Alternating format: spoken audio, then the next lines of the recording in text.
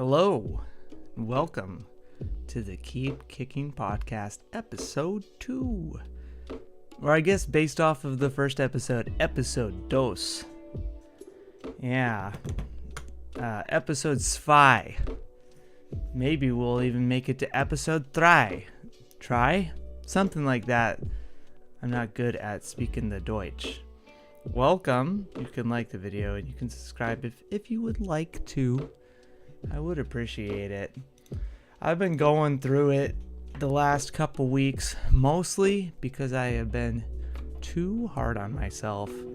And the first episode was an update on the channel.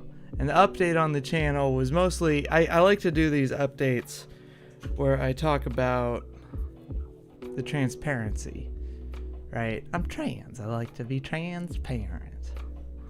And a part of that transparency is me just letting you know, like, what direction the channel's going, what types of things I'm still working on, and then if you're a new subscriber or viewer, how the channel plans to grow. You might think, well, this aspect of the show is corny, or I like this part of the show. Where did this come from, right? So, like, the logo here, right? The logo here is a new thing. We started using that in like August, right? I had somebody, because I like to support small artists, I had them build that logo this year instead of building it myself. I don't like dicking around in Photoshop anymore or Illustrator, right? I just don't like doing it. Mostly because I have this old computer. You can't see it. Here's my monitor. And I have this computer tower down here. I built this thing in 2008. I had a neighbor come over the other day and they needed help moving some software around with their thumb drive, and this computer was running like it was built in 2008. I need to defrag it. The reason I haven't is because it has Adobe CS6 on it. I don't have the key, and even if I did have the key, Adobe's done this thing ever since Creative Cloud where they don't want you to use the old versions of of Adobe products. They want you to subscribe to Creative Cloud. I don't know what it's like anymore because I haven't paid attention since they released CSC, and I don't want to lose my copies of Master Suite Creative CS6.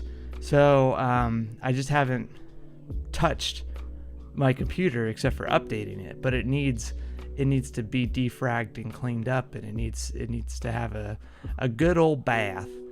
And so like that's one of the reasons why I record on my laptop, other than it has a camera, right? If I still had my old Canon Rebel camera, I would probably be more inclined to try to take my computer tower and make that hooked up with OBS, which is the program I use to stream, and run things that way.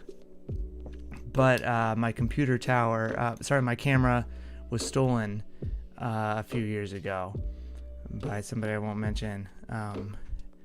It might not have specifically been stolen, but the way that it disappeared, it was either stolen by them, stolen by somebody else, or intentionally or subconsciously lost and then found down the road, right? It was basically stolen. I lent it to somebody and never got it back, which is unfortunate because I love that camera and I could really use it right now. It'd be really good for podcasting, so I could upgrade this camera.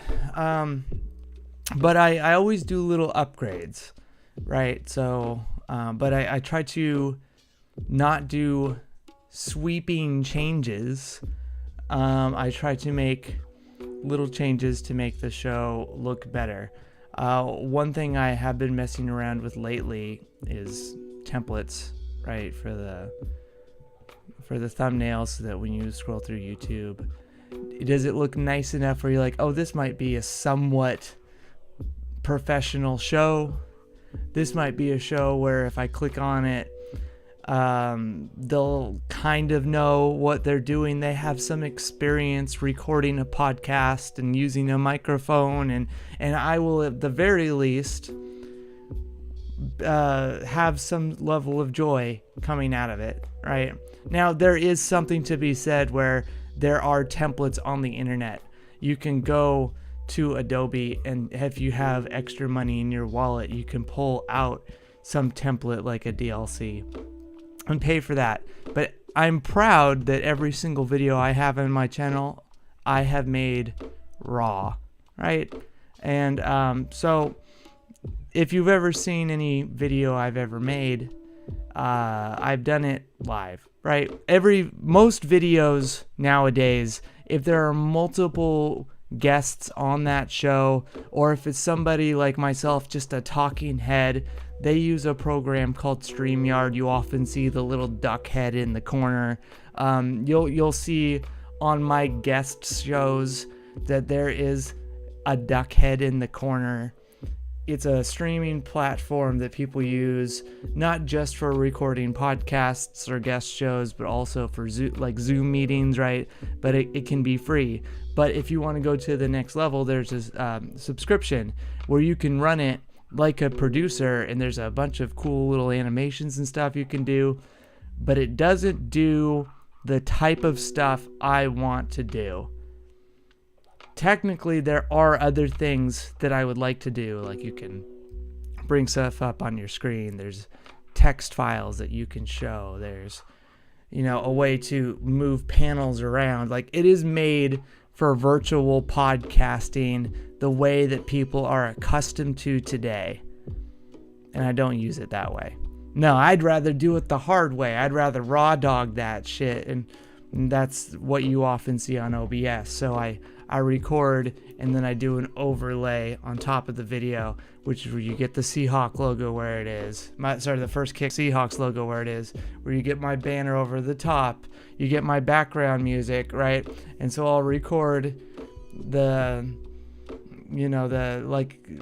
just this other day, I recorded a Bill Alfstead from Seahawks Playbook, that podcast. And then I'll do some editing, and then I'll export it, and then I'll send it out, and I'll have it scheduled release.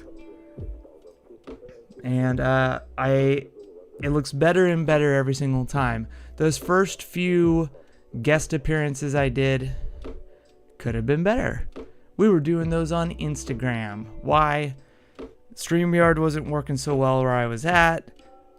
Part of that was because I needed to figure out how much my laptop could handle, and how to go about the process of recording the right way. Heck, even the other day, when recording with the great Bill Alfstead, I learned something new.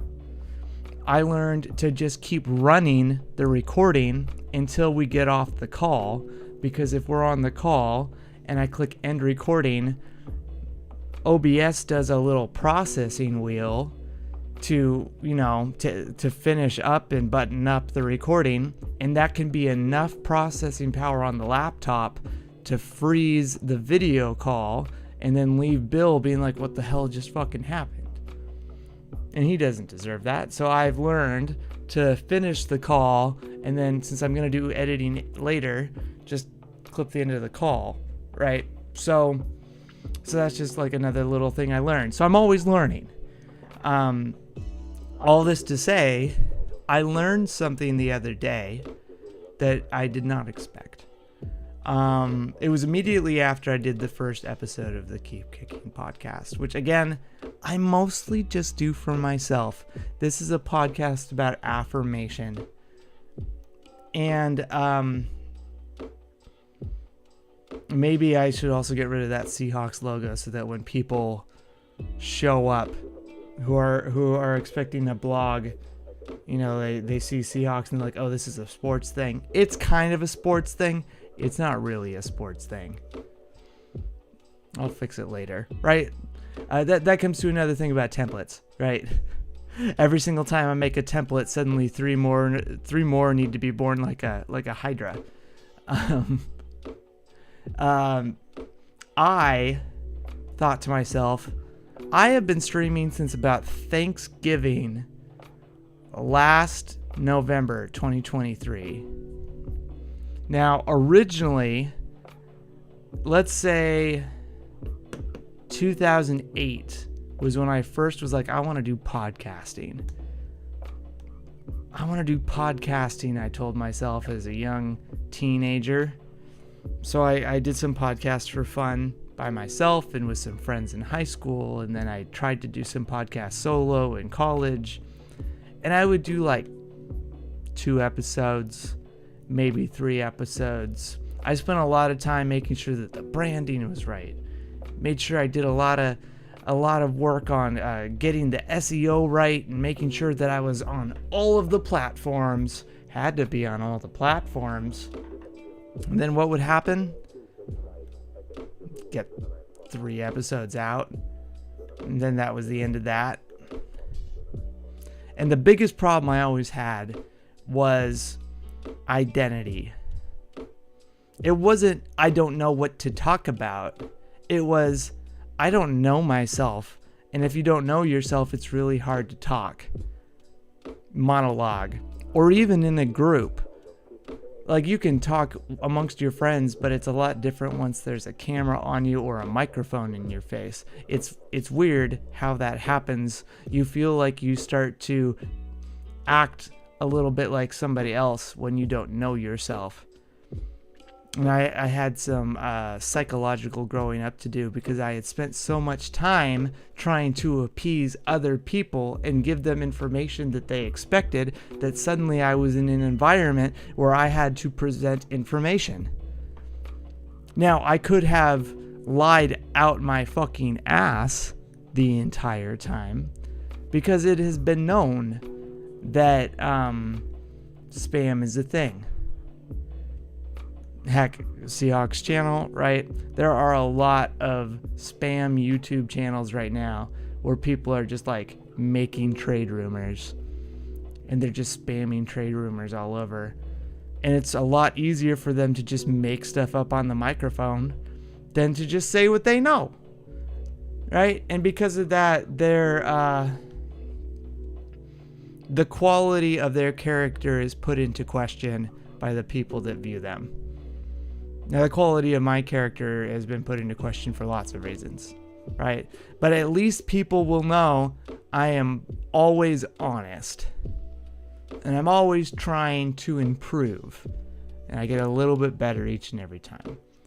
But back to the 3 episodes. I started in November 2023. And this time, obviously, I've done more than 3 episodes, which I'm proud of myself, right? I've spent the last decade, right? The last time somebody said Camden, which my name wasn't Camden at the time, but the last time somebody said, hey, you should do a podcast was in 2013. People said, you are really good about football knowledge. You know a lot about the Seahawks. You spend time, literally you just go to Sherry's, which Sherry's is now no longer a thing as of like last week. You go to Sherry's, you pull up tape, and you bring like your phone and you set it up as a hotspot for your laptop, and you watch Mike Holmgren or Bill Walsh or whoever do a clinic, and you just give a really good tip at the end and order multiple things over the hours that you're sitting there like a mad detective trying to solve a cold case. You just sit there with your pen and pad and just study football for hours after work or on your weekend at a Sherry's. You should definitely do a Seahawks podcast or an NFL podcast. And I'm like, nah, my mental health is trash. So that was 2013. About November-ish, actually, is when my myalgic encephalomyelitis really started to roll in. And then by 2014, January, full swing, right? It was game over, man. Cut forward to November 2023, I start the show. And I thought, before posting this Bill Alfstead episode, I'd probably done like 70 episodes. No, maybe 80, right? Which I thought was still really good. Right, it was definitely more than 3 episodes, right? But I've easily done like 70 episodes or 80 episodes. I have put in that damn work since Thanksgiving of last year. Without checking, how many episodes do you think I have recorded since Thanksgiving of last year? 133. I missed episode 100. That was a goal at one point, that if I ever reached episode 100, I was going to do an episode 100 show, right? That was a thing back in the day, that if you hit episode 100 for a podcast, you were like 3 or 4 years into your show, and that it was going to be a big thing, right? If you ever hit episode 100 in your show, that was a giveaway show, because you fucking made it, man. You've been recording for years. You have tons of guests.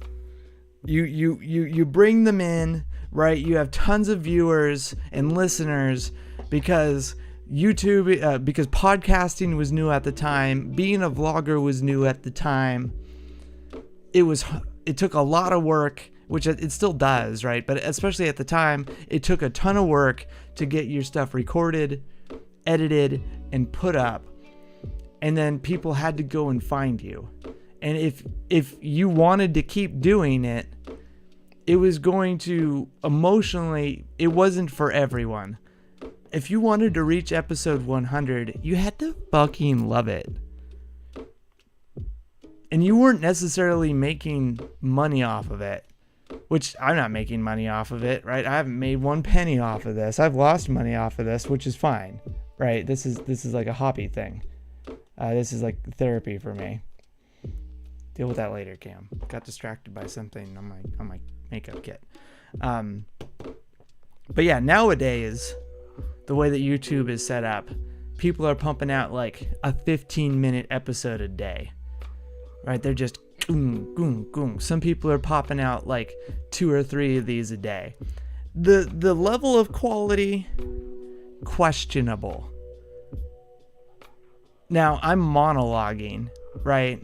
But some people are doing a ton of different edits, right? Some people are bringing in a bunch of references. Typically, when I do my Seahawks show, I have tons of show notes. And then I show you the notes. And then we walk through the notes. And then we talk about why it's relevant, right? I'm doing a class.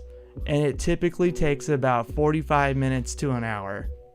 And when I bring a guest in, I got my show notes.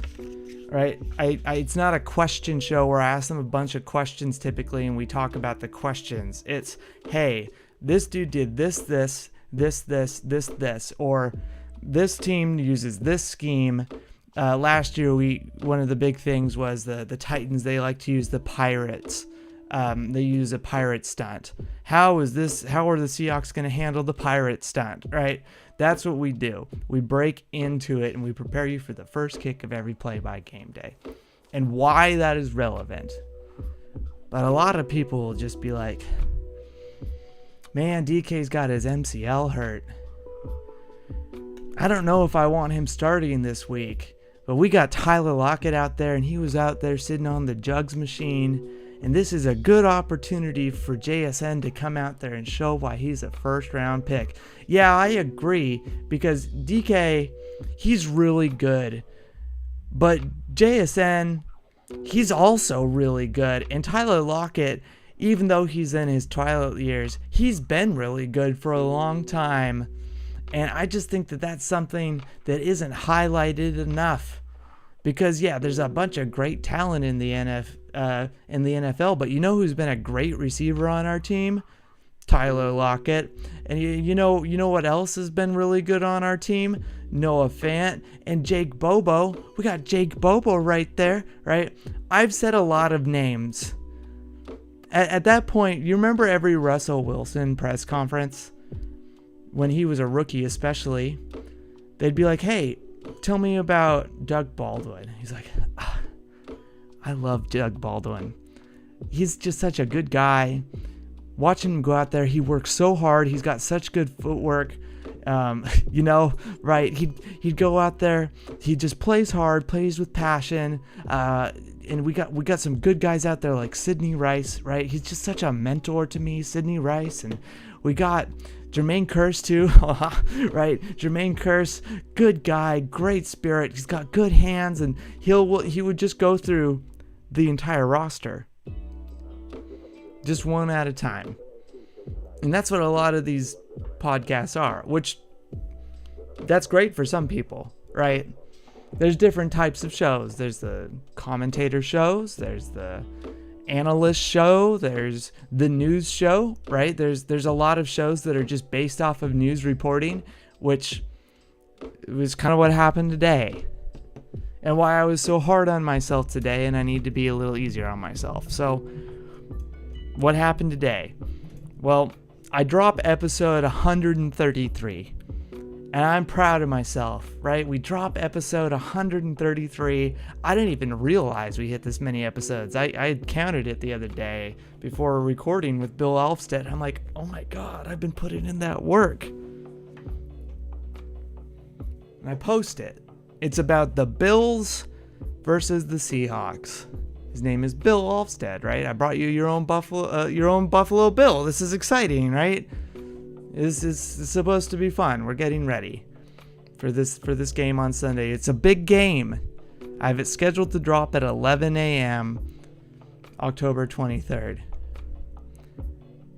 At like 11:05. Like 11:05 a.m. You know what drops? The Ernest Jones trade. Seahawks trade Jerome Baker to the Titans for Ernest Jones. We swap linebackers. So NFL videos are dropping. ESPN videos are dropping. This channel's videos are dropping. That podcast channels are dropping. Titans channels are dropping. The 49ers channels are dropping, talking about whether they should be. So what happened to mine? Dropped to the bottom, which is fine to some level. But the thing is, every single podcast and their mother dropped everything. Emergency podcast. We need to talk about this guy. They're not reporters. They're reporting. They're commenting on the fact that this news was reported. And what is this going to mean? And so what happens in YouTube analytics is it says people are all talking about Ernest Jones. So if your video isn't about Ernest Jones, suddenly your impressions are irrelevant. You need to start making content relevant to Ernest Jones. But I had just dropped a video. Before that, the content was about getting ready for the Buffalo Bills. But 5 minutes later, what I needed to do was drop everything and make a video about Ernest Jones. But the problem is, this podcast, that podcast, that podcast, that podcast, that podcast, that podcast, that podcast, and that podcast had all dropped everything, and they were talking about Ernest Jones. Which makes sense, because fans of the team were curious about Ernest Jones. And so I'm not upset about that. What I'm upset about is then my video is never going to be found, because it then got pushed so far down the charts that people aren't going to, they're going to scroll, and it's just going to be Ernest Jones videos. It's not going to be based off of timestamp. It's not going to be recommended to them because, hey, you missed this thing, the Buffalo Bills content, right? It's just going to be Ernest Jones because according to analytics, people are interested in Ernest Jones because everyone's posting videos on Ernest Jones. So the only videos that are relevant right now are Ernest Jones. And if you're not posting Ernest Jones videos, then you made bad content. But Bill Alfstead is a great guest. And that was a really good guest show. And if I bring a guest on, I want to make sure that it was worth their time. So I feel terrible about that. But it was completely out of my control. If I have a guest come on my show, I want them to feel like it was worth their time. And this is my own thing, right? He enjoyed doing it, right? It was a break for him from work, and he got to talk about the Bills, and he got to meet me because I've been a fan of his show for a long time, so we got to meet each other for the first time on camera. But if I want dividends, right? It's not necessarily about me when someone comes on my show, because this is a monologue show, but when there's a guest on, my credibility is then on the line, as is theirs, which is why when somebody is a guest on my show, I make myself look a little nicer, right? I'm not necessarily dressed in rags. No, I brush my teeth, right? And I don't swear on the show, right? Because if somebody they know watches it, or if one of their fans from their show come and watch it specifically for them, I don't want to tarnish their credibility. Now, luckily, nobody watched the show when it comes to credibility reasons, but I feel like I wasted Bill's time. And I'm not going to tell him that because I don't think he cares. This is a me thing. But I feel bad. Because if I do a monologue like this, and this is a affirmation podcast. This is a podcast about getting through your feelings and about growing and to keep kicking, right? You start off with your show. You did 133 podcasts. You thought things were going well, and then things did not go as expected. Let's use an example. The NFC Championship game against the Green Bay Packers. Russell Wilson throws 5 interceptions. Well, we have 5 turnovers, right? I always say Russell Wilson throws 5 interceptions, but I think we just had 5 turnovers. And then we end up winning that game. If we had just started shuffling our feet and didn't try to win, we don't win that game. But we went into that game expecting it to be hard, right? And then things went really bad, really fast. But you got to keep moving your feet. Whenever I'm evaluating an offensive lineman in particular, I'll say this is a running play. Keep moving your feet. Otherwise, they're going to run all over you. This is a passing play. Keep moving your feet, or they're going to pass you. The pass rushers, right? Or the run stuffers, right? In the game of life, in the game of music, right? We got a little metronome here. On the football field, after life kicks in, you gotta keep moving your metaphorical feet. You gotta keep going. And I'm not saying that like, oh, nobody watched my video, so I'm not gonna record anymore. Because that wasn't why a decade ago, I stopped recording podcasts. Oh, I only did 3.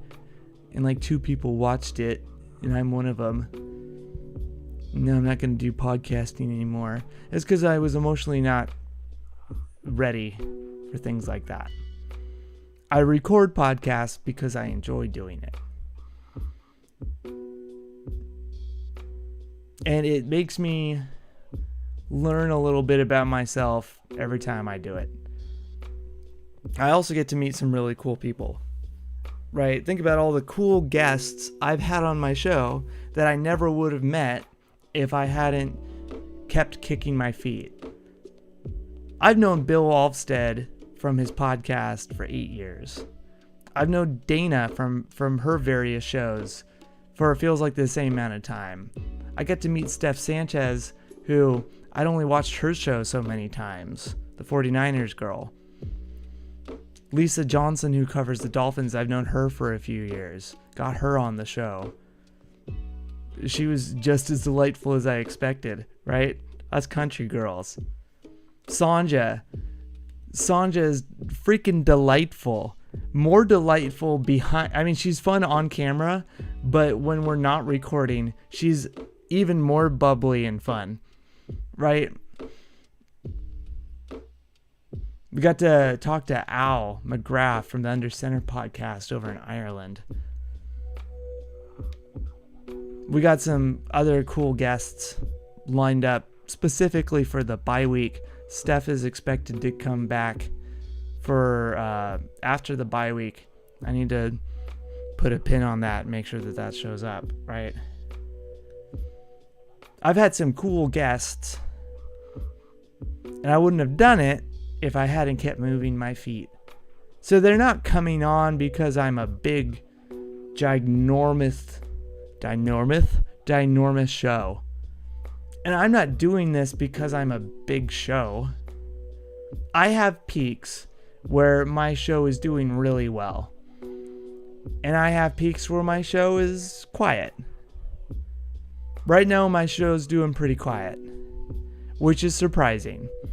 I thought my show was doing really well in the off season, which was weird because I moved twice during the off season. I lost my housing, didn't record for like a month and a half, and then I was recording like a Chris Farley joke in a van down by a river, breaking down tape for a bunch of our draft picks. That's why I didn't get to every single draft pick, and I just hit a couple of them. I didn't even break down Byron Murphy tape. I just moved down the ladder. But some of my tape breakdowns were some of my most popular videos.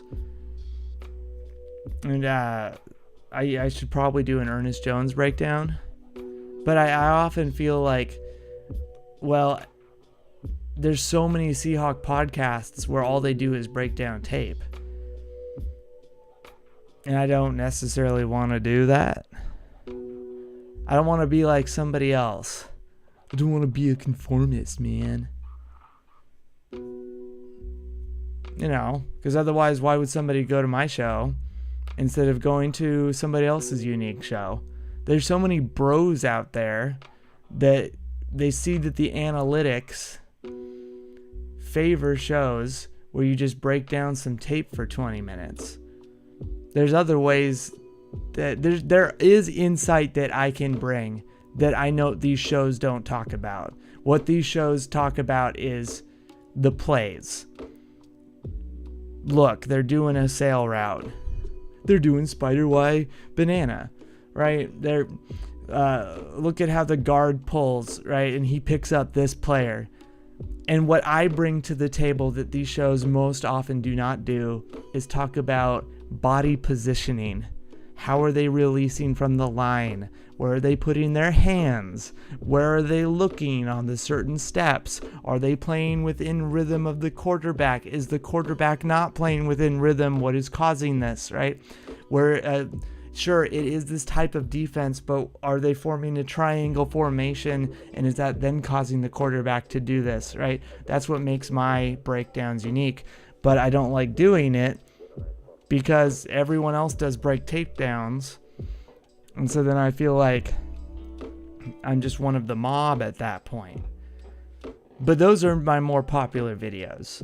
What I like to do is talk about coaching history. All right, Mike McDonald, he was supposed to retire and go become an accountant. Then John Harbaugh said, hey, you got promise in the NFL. Come be an assistant. Then go work with my brother Jim. Then come work for me. Now he's a head coach, right? I like things like that. Pete Carroll worked with Bill Walsh. Then he worked with this coach. Then he worked with that coach. Then he got fired. Bill Belichick replaced him. Then he got fired again, went to USC, went to go win a Super Bowl with the Seahawks, right? Like, I like history. I like the stories that coaches have. That's cool stuff. And those are my least viewed videos. But it's like my History Channel videos, right? Those things sometimes go for like 2 hours. It's just 2 hours about me talking about the history of a player or a coach. But those are my favorite videos to do, is just talking about just how cool it is that this coach is the way he is. That's how I know so much about the Seahawks defensive staff, is because I did a whole breakdown on Kirk Lividati and Leslie Frazier and Aiden Durd. And if I hadn't done that, I'd be like, who the hell is this Kirk Lividati guy? So Maybe I just need to let my pride go a little bit. Maybe I just need to be like, this guest wouldn't have come on my show if they didn't want to come on my show. They know it's a small show. They know what YouTube is like. Sometimes people just don't find your video. Sometimes when you do a thumbnail, it just doesn't work.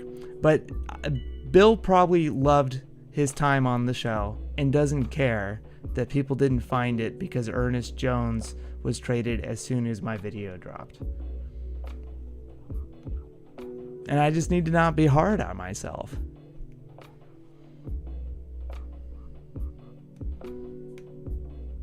But I always am. Alright. Like, I started off the video being like, well, this is the Keep Kicking podcast, but I have the first Kick Seahawks logo there because they're connected.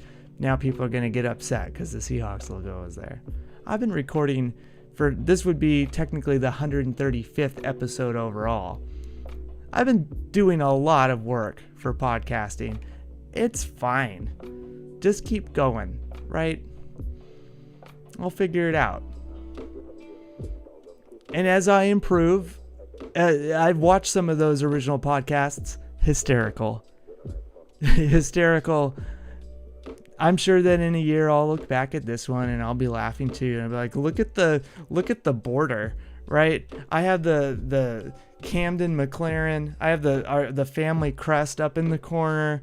Right? I still have the YouTube MA logo in the other corner. Hysterical. Right? Why was I doing that?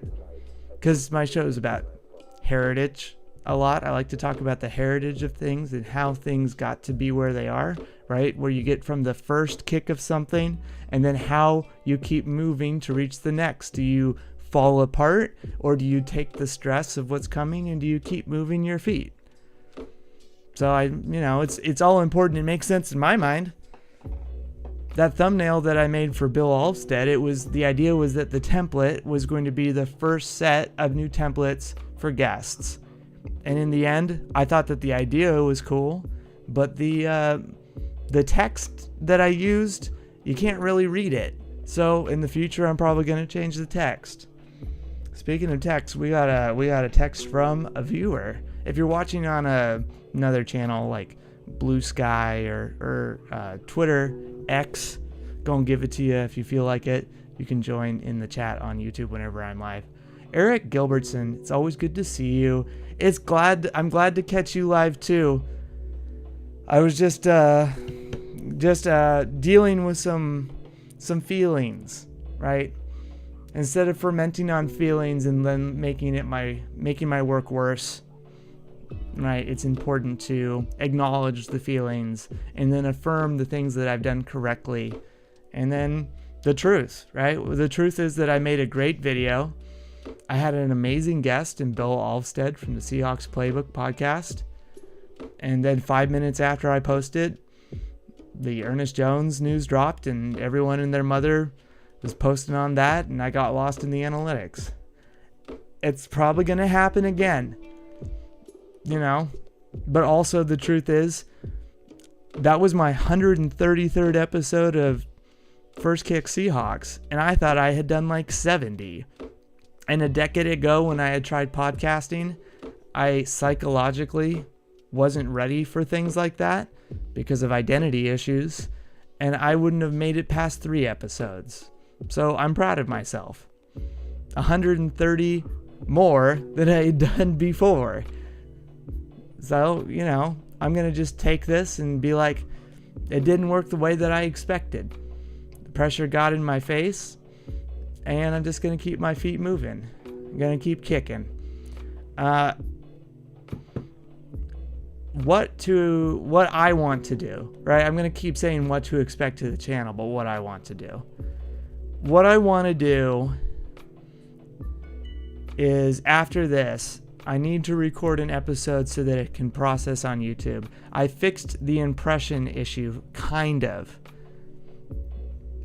I found out that with the new YouTube algorithm that they changed at the start of October, if you stream a video and it's processing, the processing part affects YouTube impressions.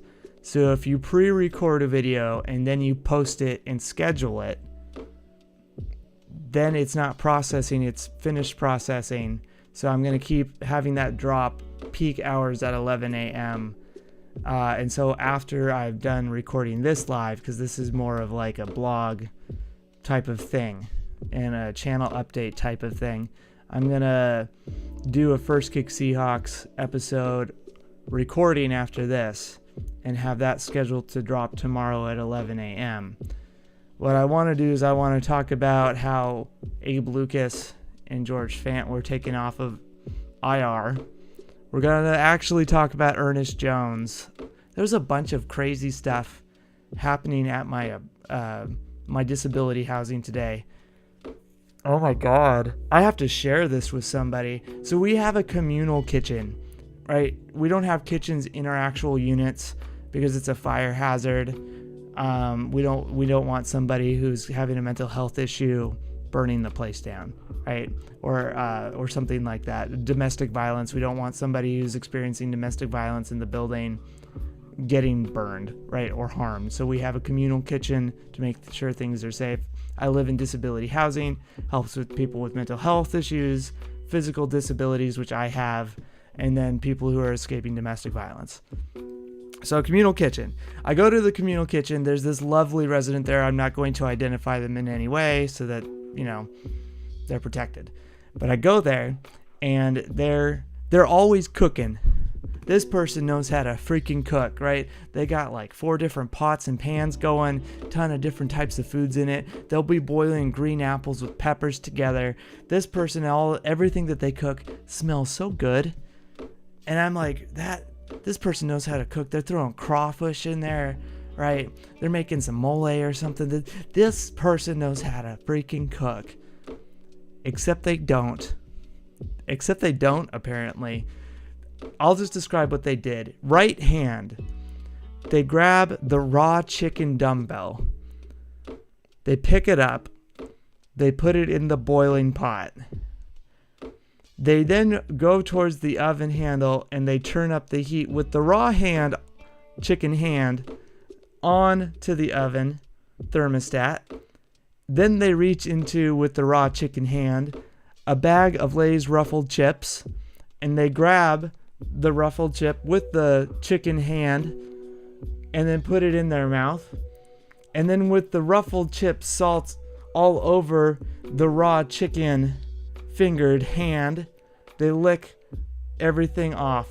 Absolutely disgusting. That's how you get salmonella. I thought this person could cook really well, but apparently they do not. They know recipes. They don't know how to cook without making somebody sick. Eric Gilbertson in the chat. So pre-record. Oh yeah, first one. I'm going to read these backwards. Albert Gilbertson. Ew! Yes. I was so perplexed. I was so disturbed I was perplexed. I was so disturbed I actually didn't say anything to them. Because this person's cooking so much that, like, what do you say in that situation? Do you mother them? Do you parent them and be like, girl, person, you're going to make yourself incredibly sick if you're putting you just put raw chicken into a bag of chips and then you just smeared raw chicken all over the oven and then you put raw chicken in your mouth. But you're an adult. Like, this person has just been doing this for years. You can't just stop that behavior. You can't teach an old dog new tricks, right? Surely somebody has told this adult after all these years that you're putting raw chicken in your mouth. This is just a common sense thing, right? But it's like how in Britain, I've recently learned the way that they do dishes is that they have the sink, they fill it with soap, they soak their dishes in it, and they scrub it with a sponge until the food particles are off of the dishes. They lift it out of the sink, and then they put it on the drying rack. They do not rinse the soap off of their dishes in Great Britain. Now, surely that's not everyone, but apparently it's just a common thing. Common sense is just not a thing for some people. So just raw chicken straight in the mouth, it must just not be a thing of consequence for them. And so what do you do in that situation? Do you try to correct them? Do you try to parent them and be like, you're going to make yourself go to the ER? I don't know. Do I bring it up to them tomorrow and be like, hey, I saw this and I can't stop thinking about it? I don't know what to do. Maybe that's what I should do. I'm trying to avoid confrontation with this person because they've been going through it, but this is something that could be life-changing. Thank you for listening to that. That's been bothering me. All right, Eric Gilbertson had a question. So pre-recorded posts are more valuable than live recordings. Yes and no. This year, obviously, Google and company started using artificial intelligence, which is basically just an information sorting machine. And then YouTube in particular this last month, they changed their algorithm, which YouTube and Google are the same thing, right? To accommodate the way that sorting machine works. And the way typically you have posted, content posting has worked is if you use good search engine optimization, the Google spider, it's called a spider, right? It takes the web of all of the search engine optimization, the keywords, the type of content that is within. They have a way to detect what type of, like I have a Seahawk logo here, and I have a Seahawk logo there, and I have the Cam Chancellor there, Russell Wilson poster. They can hear what type of words I'm speaking, and you get captions that are put up. And if I say Seahawk a few times, those keywords will be brought up. And so then the Google spider will say, this video is about the Seahawks. When was it posted? It was posted here. If it was about the Revolutionary War, it would be the same thing, right? That way, if you, a viewer, are looking for Seahawks content, it will take the most relevant content and bring it up. There's then something called white hat SEO, which is like the angelic stuff. You're doing it good. You're not trying to break the system. And then there's black hat SEO, which is if in my keyword search I'm trying to tell the Google spider Seahawk, Seahawk, Seahawk, Seahawk, Seahawk, Seahawk, Seahawk, Seahawk, Seahawk, Seahawk, Seahawk, and spamming it so that I get forced to the top of the charts, the Google spider then says, hey, this person's spamming it, and then blocks it from Google search engines, and it can never be found. That's how it used to be. Now with AI, it's trying to sort it to what are people as a whole looking for. This is the way I understand it. It's not entirely accurate right now, right? I might not be entirely accurate right now because things are moving quickly.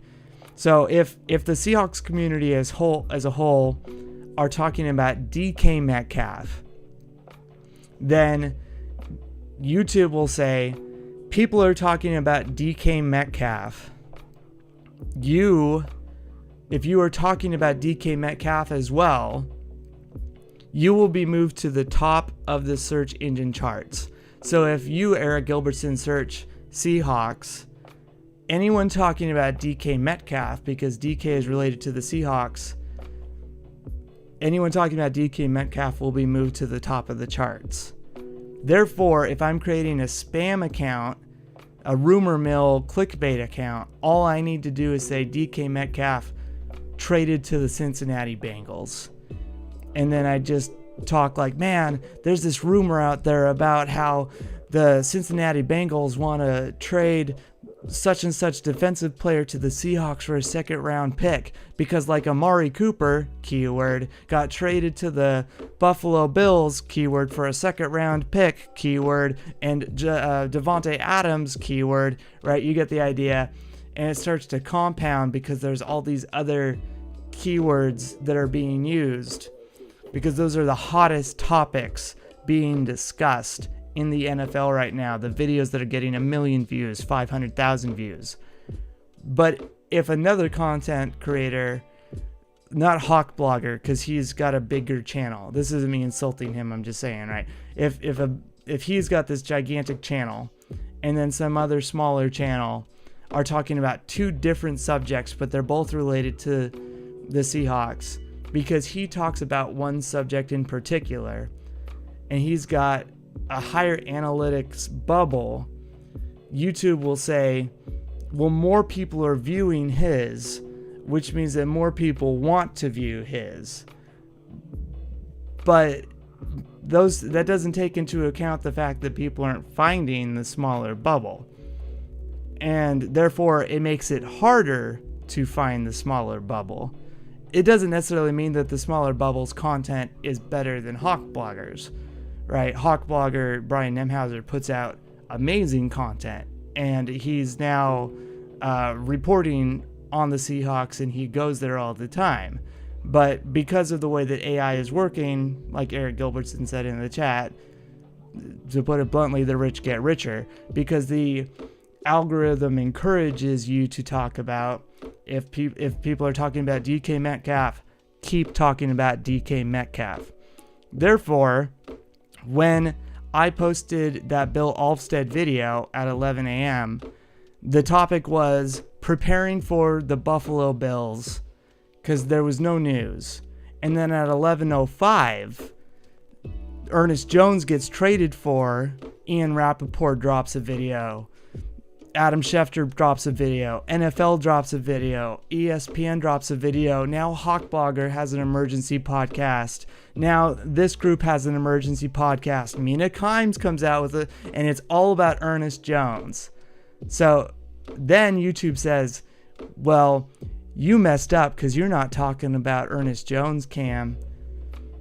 If you had been talking about Ernest Jones, we would have put your video up. But also because my channel naturally doesn't get a lot of views because it's smaller and doesn't get a lot of traffic, I would have been moved down the charts on those anyways, which is fine. I totally get that, right? You should be getting NFL, ESPN, like Field Goals, Hawk Blogger, right? You should be getting the big channels first. I get it. But because I wasn't talking about Ernest Jones and I was talking about Buffalo Bills with Bill Alvstead, it's not going to come up at all. And it's not going to be recommended to you on your homepage. If you just type Seahawks, it's not going to come up. The Ernest Jones stuff is going to come up. And then when you scroll down, eventually some random thing like the Cincinnati Bengals is going to come up, because Ernest Jones is connected to the keyword NFL, and then NFL video, Cincinnati Bengals has 500,000 views, so we're going to recommend that to you instead of a Seahawks video. All right, so it's obnoxious because it's not giving you the content you're looking for or the ability to find new content. If you go to Google, I remember back in my day, right, to sound like some old fuck, you'd go on Google and it, like, maybe the top page was Wikipedia, but you would scroll for a little bit before you would start finding Amazon ads or advertisements for a social media website. The first few pages on Google were for websites from some EDU site talking about whatever you were interested in, or you could find a website for some company that specializes in whatever you were looking for. Now it's just like Amazon.com, eBay, Facebook, Instagram, Twitter, right, YouTube, and it's just a whole bunch of gigantic websites. But if you're looking for like a small thing, or you're trying to find a small company, you have to go to like the third page on Google. It's been described to me as an empty shopping mall that's got a Starbucks inside of it. And then you can see where the old half-price books used to be. It's sad, but that's kind of what YouTube is starting to feel like. It's hard to find the smaller channels. And so I tell myself, to hell with it. I'm going to record the shows I want to record. I'm going to make good content. I just did episode 133 with Bill. It was great. That was one of my best guest shows yet, which means that the next guest show is going to be even better. And if somebody watches it, they're going to love it. If somebody doesn't watch it, they're missing out. And then I'm just gonna, in a year from now, when I've done over 200 episodes, I'm gonna look back and be like, look at how far I've grown. I've tweaked the logo, I've tweaked the look of the show, I've tweaked my lighting some more. Remember when I used to have my hair look so stupid and parted directly in the middle? Because I didn't take the time to brush it, right? Who knows, right? But the point is, I enjoy doing this. And it's a good way to grow as a person. So, yeah, I hope you vibe with that. Another case of me only planning on recording the show for like 20 minutes. But here we are at almost 56 minutes. Yeah, so I need to get some show notes together so I can record tomorrow's First Kick Seahawks. That should drop at 11 a.m. Pacific Standard Time. Eric Gilbertson with one last comment before I go. I just tried searching Seahawks on YouTube, and I came up about 32nd. I like that. And part of that is because you're subscribed to me, which I appreciate. I appreciate that a lot. Speaking of which, I'm heading out now. Please like the video and subscribe to the channel, which you've already done. And I appreciate that you're always here, Eric. Well, not always, but whenever you are here, I appreciate that you're here. So I will catch you all around, and you have a good night.